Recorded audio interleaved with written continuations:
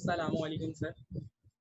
आज का जो हमारा टॉपिक है वो है कॉस्ट अकाउंटिंग में chapter number 2 cost of manufactured good and income statement. तो सर यहाँ पे वो उससे रिलेटेड क्वेश्चन दिया हुआ है जो कि आज हम डिस्कस करेंगे। तो सर सबसे पहले हम हेडिंग डाल देते हैं यहाँ पे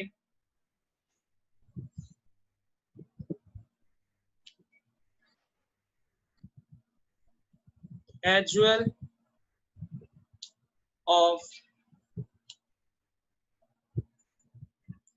कॉस्ट ऑफ मैन्युफैक्चर्ड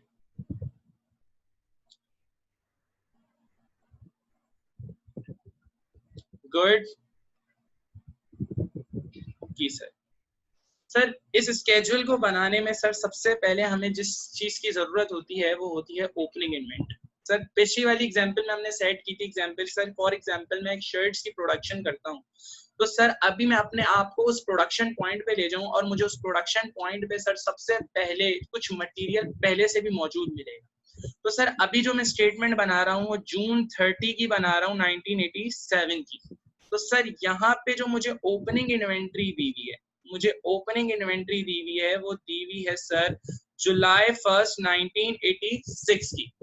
तो सर प्रोडक्शन से पहले जो मेरे पास माल मौजूद है सर उसको मैं कहता हूं ओपनिंग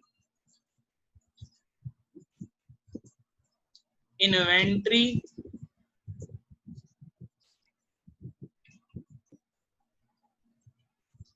ऑफ रॉ मटेरियल्स।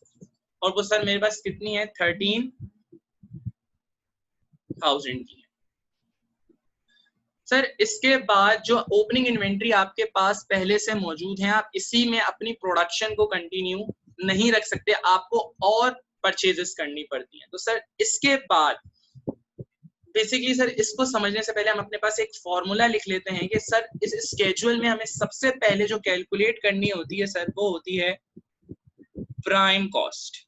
यहाँ लिख रहा हूँ सर हमें करनी पड़ती है प्राइम कॉस्ट और उसका फॉर्मूला है sir direct material plus direct labour plus direct expenses.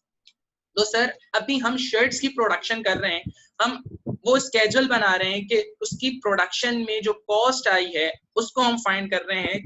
इसका नाम भी क्या है sir cost of manufactured good statement बना रहे हैं, स्केड्यूल बना रहे हैं। तो सर सबसे पहले हमारे पास ओपनिंग इन्वेंट्री पहले से कितनी थी 13,000 की मौजूद थी सर। उसके बाद सर हमने और परचेजेस की सर वो परचेजेस क्या लिखी हुई है सर सवाल में लिखी हुई है कि आपने और परचेजेस कितने की 1,02,000 रुपए की। तो सर इसको मैं यहाँ पे ऐड करूंगा, ऐड परचेजेस कितनी है 1,02,000 रुपए की।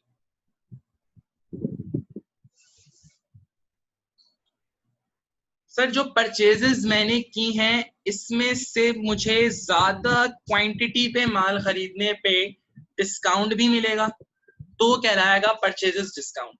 और कुछ माल जो मैंने खरीदा है उसमें से सर कुछ माल खराब भी निकलेगा जिसको मैं रिटर्न करूंगा तो वो कहलाएगा परचेजेस रिटर्न एंड अलाउंसेस। तो सर यहाँ पे केस दिया हुआ है रिटर्न एंड अलाउंसेस का जिसमें रिटर्न हुआ है आपका माल सर 2,000 रुपए का। ये 2,000 रुपए का सर आपका माल क्या हुआ है रिटर्न हुआ है। तो सर इसको मैं लेस करूंगा, ये जो परचेजेस है सर मेरी अभी ये ग्रॉस है। ग्रॉस मतलब खालिस नहीं है, मुझे इसको खालिस बनाना है मींस नेट बनाना है। तो अभी मैं इसमें से लेस करूंगा परचेजेस रिटर्न को सर।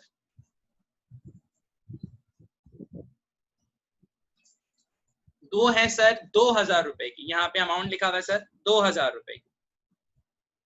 तो सर ये नेट बन गई सर, ये नेट बन गई, यहाँ पे नेट परचेजेस बन गई। तो सर इस नेट परचेजेस को मैं ऐड करूंगा सर अपनी ओपनिंग इन्वेंट्री में।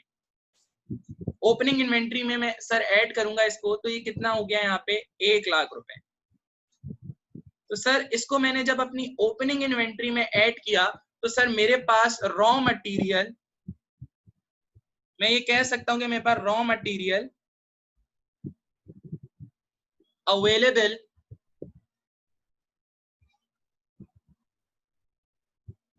फॉर यूज आ गया सर। वो कितना आया सर? 1,13,000 रुपए। 1,13,000 रुपए। सर सबसे पहले यहां तक को समझने के लिए सर मैं स्केड्यूल बना रहा हूं जून 30, 1987 पे सर, और मेरे पास जो पूरे एक साल गुजरने के बाद बना रहा हूं सर। तो स्टार्ट कब किया होगा हमारा? स्टार्ट कब हुआ होगा सर? वो हुआ होगा जुलाई 1, 1986 में। तो सर जुलाई 1, 1986 में मेरे पास प्रोडक्शन से पहले ओपनिंग इन्वेंट्री रॉ मटेरियल की कितनी पड़ी हुई थी? वो पड़ी हुई थी सर 13,000 रुपए की। सर उसके बाद मुझे और परचेजेस करनी पड़ी, तो सर मैंने परचेजेस की 1,02,000 रुपए की। उसमें से कुछ माल रिटर्न भी हुआ सर, तो वो था 2,000 रुपए का। तो जब मेरे पास नेट परचेजेस आ गई सर, उस नेट परचेजेस को सर मैंने अपनी ओपनिंग इन्वेंट्री में प्लस किया, तो मेरे पास वो मटेरियल आ गया जो कि अब अवेलेबल है प्रोडक्शन के लिए, मींस यूज के लिए। सर इसके बाद हम अभी क्या कर रहे हैं सर? इसमें हम कैलकुलेट कर रहे हैं प्राइम कॉस्ट। प्राइम कॉस्ट में सर सारी चीजें direct labour plus direct expenses plus direct material.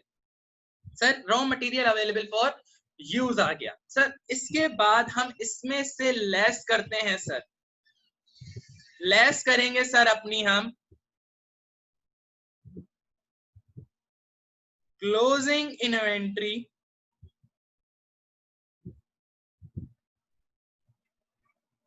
Of raw material sir. Closing inventory of raw material वो कितनी है सर हमारे पास? इस सवाल में हम सर्च करेंगे closing inventory of raw material sir. Sir ये लिखी हुई closing inventory sir, raw material June 30, 1987, और सर हम कब की बना रहे हैं? जून 30, 1987। मींस यही आपकी क्लोजिंग इन्वेंट्री है, आखिर का माल जो आपके पास बच गया प्रोडक्शन में। सर वो क्या है? वो दी हुई है सर 19,000 रुपए। सर इसको हम कैलकुलेट करते हैं।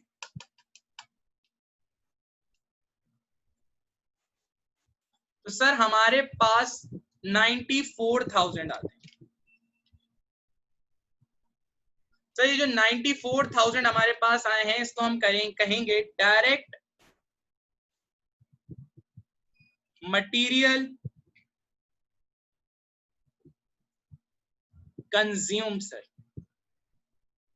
कि डायरेक्ट मटेरियल कंज्यूम्ड हुए हैं। और हम कैलकुलेशन भी सर किसकी कर रहे हैं? प्राइम कॉस्ट की कर रहे हैं। और प्राइम कॉस्ट के फॉर्मूले में अगर आप देखें तो सारी चीजें सर डायरेक्ट ऐड होती हैं। तो सर डायरेक्ट मटेरियल कंज्यूम कितना हुआ है हमारा?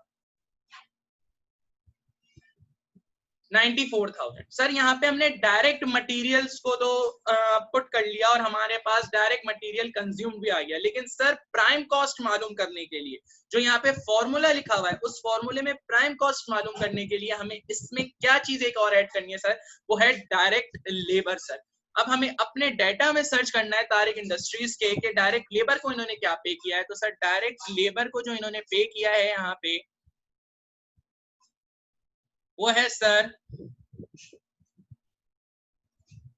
39,000 सर।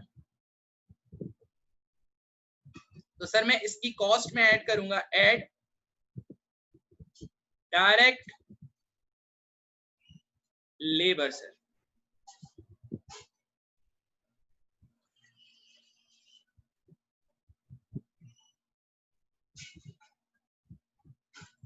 $39,000। तो सर मेरे पास जो कॉस्ट प्राइम कॉस्ट आ जाएगी, मींस इनिशियली जो मेरे पास कॉस्ट आई है सर,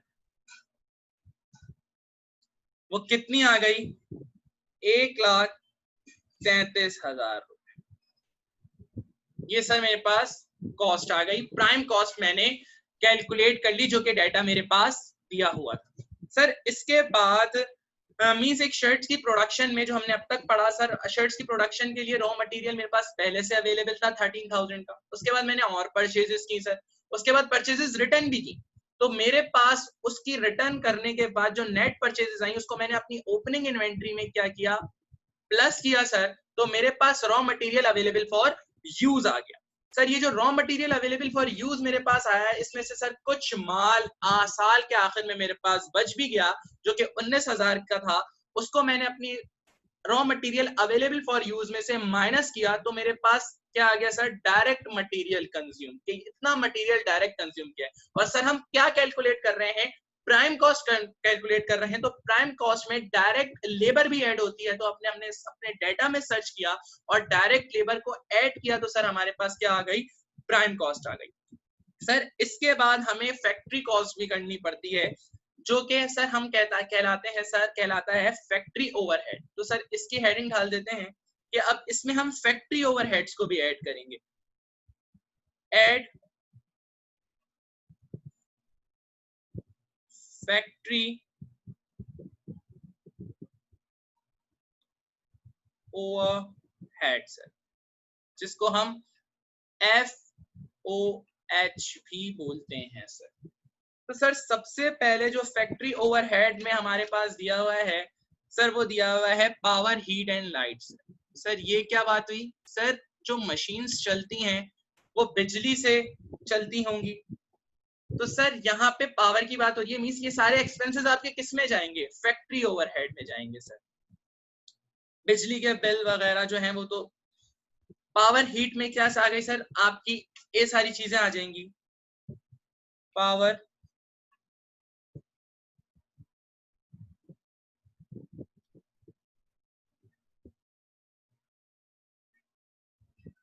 सर उसकी कॉस्ट कितनी दी हुई है सर, उसकी कॉस्ट दी हुई है सर 2,000 रुपए। अच्छा सर हम इन सारी कॉस्ट को क्या कर चुके हैं, कैलकुलेट कर चुके हैं इसी तरतीब में सर। अच्छा जी, फैक्ट्री ओवरहेड की जो सर फॉर्मूला है, मतलब फैक्ट्री कॉस्ट का सर, उसमें सर आप क्या करेंगे, फैक्ट्री कॉस्ट के फॉर्मूले में sir, factory cost, factory work cost कह लें सर आप इसे, तो सर इसमें क्या होता है, ये कैसे निकलती है, prime cost plus factory cost sir. Factory को प्राइम कॉस्ट हम कैलकुलेट कर चुके हैं सर, इसमें हम क्या कैलकुलेट करेंगे, फैक्ट्री कॉस्ट को सर। तो सर हमारे पास हीट एंड लाइट की कॉस्ट क्या आई सर, 2,000 रुपए। इसमें सर दूसरा हमारे पास है इनडायरेक्ट मटेरियल सर, मैंने क्या कहा था, इनडायरेक्ट मटेरियल सारे आपके कहाँ जाते हैं, ओवरहेड्स में जाते हैं सर। तो इनडायरेक्ट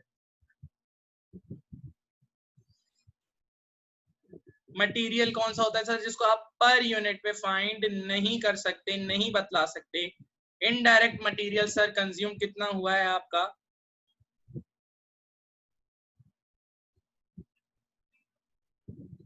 वो हुआ है सर आपका कंज्यूम 4,000 रुपए का।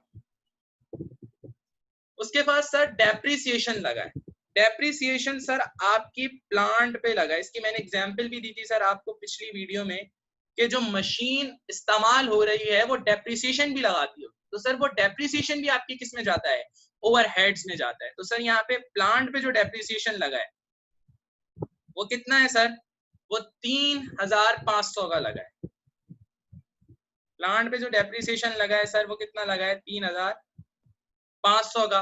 उसके बाद जो डेप्रिसिएशन लगा है सर वो आपका मशीन पे लगा है 6,000 रुपए का। डेप्रिसिएशन जो आपका लगा है उसके बाद सर वो लगा है मशीन पे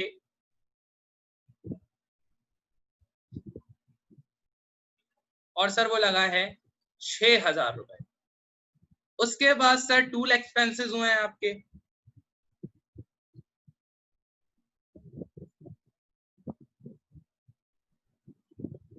₹3,000 के। उसके बाद सर इनडायरेक्ट लेबर है, तो ये सारी चीजें कहाँ जाती हैं सर,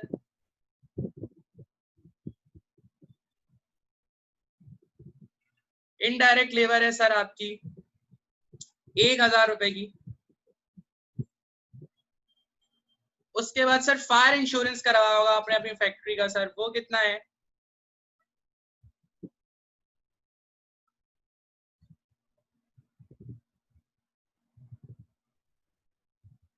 $250 सर। और मिसलेनियस मैन्युफैक्चरिंग कॉस्ट सर, ये दी हुई सर, फायर इंश्योरेंस ये दिया हुआ। वो कितना है सर?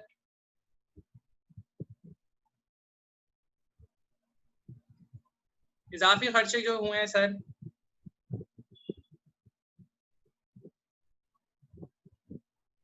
सारे वो हैं जो इनडायरेक्ट में आ रहे हैं,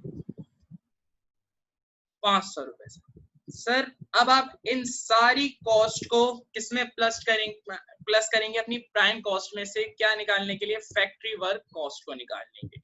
सब इन सब चीजों का टोटल करते हैं सर।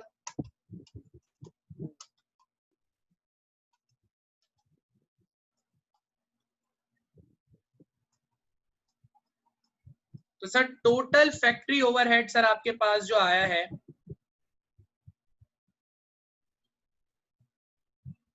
टोटल एफओएच जो आया है सर आपके पास, वो आया है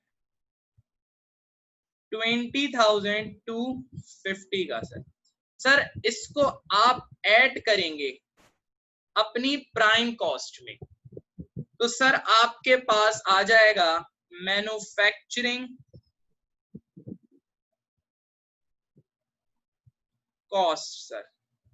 वो कितनी आई sir manufacturing cost for the period sir? वो कितनी आई? इन दोनों को प्लस करने के बाद 1,53,250 सर। 1,53,250 सर। सर इसके बाद ये मैन्युफैक्चरिंग कॉस्ट हमने कैलकुलेट कर ली सर। इसके बाद इस डेटा में वर्क इन प्रोसेस भी दिया हुआ है सर। वर्क इन प्रोसेस क्या होता है सर? ये स्टेटमेंट जो मैंने बनाई है ये जून 30, 1987 को बनाई है। तो सर ये स्टार्ट कब हुई होगी पूरा अकाउंटिंग, जब पूरा एक अकाउंटिंग पीरियड गुजरने के बाद सर? जुलाई 1, 1986। सर जुलाई 1, 1986 को सर मेरे पास पिछले ईयर के मैन्युफैक्चरिंग गुड के जो स्टेटमेंट मैंने बनाई होगी सर, उसमें से सर कुछ माल बच भी गया होगा सर। उसको कैसे समझते हैं? यहाँ पे पहले हेडिंग डाल लेते हैं, एड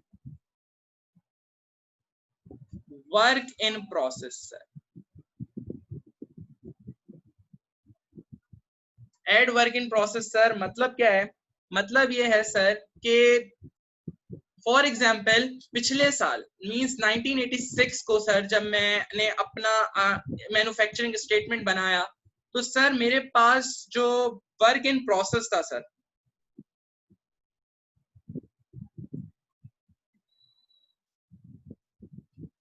वर्क इन प्रोसेस था सर, वो मींस इसको सर इस तरह समझते हैं कि मेरे पास 20,000 यूनिट जो हैं सर, वो पहले से प्रोसेस में थे पिछले साल, जो कि किसी वजह से मुकम्मल नहीं हो सके थे, वो इस साल मुकम्मल हुए सर। अभी की जो मैन्युफैक्चरिंग कॉस्ट है, वो मैन्युफैक्चरिंग कॉस्ट सर 1,53,250 है कि 1,53,250 में इस साल की मैन्युफैक्चरिंग कॉस्ट आई है, जो पिछले साल किसी वजह से यूनिट मुकम्मल नहीं हो सके थे सर। यहाँ पे डेट डली हुई है, यहाँ पे देखें सवाल में जुलाई 1, 1986 को सर ये 12,000 रुपए का माल मुकम्मल नहीं हो सका था, जो कि इस साल मुकम्मल हुआ है।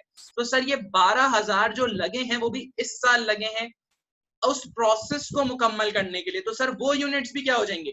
वो ये 20,000 यूनिट्स भी सर क्या हो जाएंगे? आपके रेडी हो जाएंगे इस कॉस्ट को ऐड करने के बाद। तो सर पिछले साल की जो प्रोसेस थी वर्क इन प्रोसेस, वो इस साल हम क्या कर रहे हैं? उस प्रोसेस को मुकम्मल कर रहे हैं। तो सर इसको हम मैन्युफैक्चरिंग कॉस्ट में क्या करेंगे? अपनी ऐड करेंगे। तो सर मेरे पास आ जाएगा total cost of work in process sir. तो सर कितना आ गया मेरे पास? 1,65,250 सर। इसके बाद क्लोजिंग इन्वेंट्री दी है वे सर, जो कि है सर डेट से पहचाना हमने जून 30, 1987 को। वो कितनी दी हुई है सर? 16,000 रुपए की। ये 16,000 रुपए का माल सर इस साल मुकम्मल नहीं हो सका, जो कि बच गया। तो ये सर कहाँ जाएगा? क्लोजिंग इन्वेंट्री से हम इसको क्या कर देंगे? लेस कर देंगे। Less closing inventory of work in process sir, less करेंगे सर इसको। सर इसको लेस कितनी अमाउंट दिया हुआ है सर? 19,000 रुपए का अमाउंट दिया हुआ है। 19,000 रुपए का माल सर हमने इस साल बचा लिया। तो सर इसको लेस करने के बाद जो हमारे पास कॉस्ट आती है सर,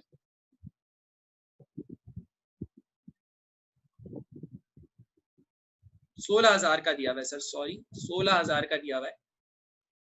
16,000 को लेस करने के बाद जो हमारे पास कॉस्ट आती है सर, उसको हम कहते हैं cost of manufactured goods sir. कि एक कि सर प्रोडक्शन जो आपने अपने यूनिट्स की है वो कितने की है सर? 1,49,250 की सर। सर क्या समझा हमने? इस डेटा से सर हमने बनाया है अपने पास स्केड्यूल बनाया कॉस्ट ऑफ मैन्युफैक्चर्ड गुड का। सर सबसे पहले हमारे पास ओपनिंग इन्वेंट्री पड़ी हुई थी जो कि हमने अपनी एक जगह ओपनिंग इन्वेंट्री 13,000 रुपए की साइड पे कर दी। उसके बाद सर हमने और परचेजेस की, उसके बाद हमने परचेजेस रिटर्न भी की सर। परचेजेस रिटर्न करने के बाद raw material available for use आया जिसमें से हमने लेस की अपनी closing inventory of raw material, तो हमारे पास डायरेक्ट मटेरियल कंज्यूम्ड आ गया। और हम क्या कैलकुलेट कर रहे हैं? प्राइम कॉस्ट कैलकुलेट कर रहे हैं। प्राइम कॉस्ट में डायरेक्ट लेबर ऐड होगी तो प्राइम कॉस्ट आएगी, इसलिए हमने उसमें डायरेक्ट लेबर भी ऐड की। तो हमारे पास सर क्या आ गई? प्राइम कॉस्ट आ गई सर। ये क्या आ गई सर हमारे पास? Prime cost. इन सारी चीजों को ऐड करने के बाद सर हमारे पास क्या आई? प्राइम कॉस्ट आ गई सर यहाँ। सर इसके बाद हम क्या करते हैं? फैक्ट्री ओवरहेड को कैलकुलेट करते हैं। सर हमारे पास बहुत सारे फैक्ट्री ओवरहेड दिए हुए थे एफओएच, उन सबको हमने ऐड किया और सर अपनी प्राइम कॉस्ट में जब उसको हमने जमा कर लिया तो हमारे पास क्या आ गई? मैन्युफैक्चरिंग कॉस्ट आ गई सर। मैन्युफैक्चरिंग कॉस्ट में सर हमने उन प्रोसेस को भी ऐड किया जो कि पिछले साल जो हमारा माल तैयार नहीं हो पाया था वो इस साल तैयार हुआ, तो सर उसकी कॉस्ट भी इस साल कैलकुलेट हो गई। तो सर वो सारे माल जो पिछले साल 20,000 यूनिट की मैंने फॉर एग्जांपल दी यहाँ पे, ये तैयार नहीं हुए थे, ये भी इस साल तैयार हुए, तो इसकी कॉस्ट आ गई। वो सारी कॉस्ट किसमें ऐड हो गई सर? इस साल की मैन्युफैक्चरिंग में, क्योंकि वो यूनिट जो इस साल बने और जो पिछले साल बने वो सारे तैयार हो गए सर। उसके बाद जो इस साल वर्क इन प्रोसेस हमारे पास रह गया सर, वो कितने? 16,000 रुपए का हमारे पास प्रोसेस रह गया जो कि माल तैयार नहीं हुआ, उसको हमने भी माइनस कर दिया। तो सर टोटल कॉस्ट जो आपके पास टोटल तैयार हुई, मैन्युफैक्चर्ड हुई, उसकी जो गुड्स आपने, जो यूनिट्स आपने बनाए सर, वो कितने के बनाए? 1,49,250 के सर। सर ये था schedule of cost of manufactured good. इंशाल्लाह नेक्स्ट वीडियो में इसकी इनकम स्टेटमेंट के साथ आपसे मुलाकात होगी। जब तक अपना बहुत ख्याल रखिएगा। जज़ाकल्लाह।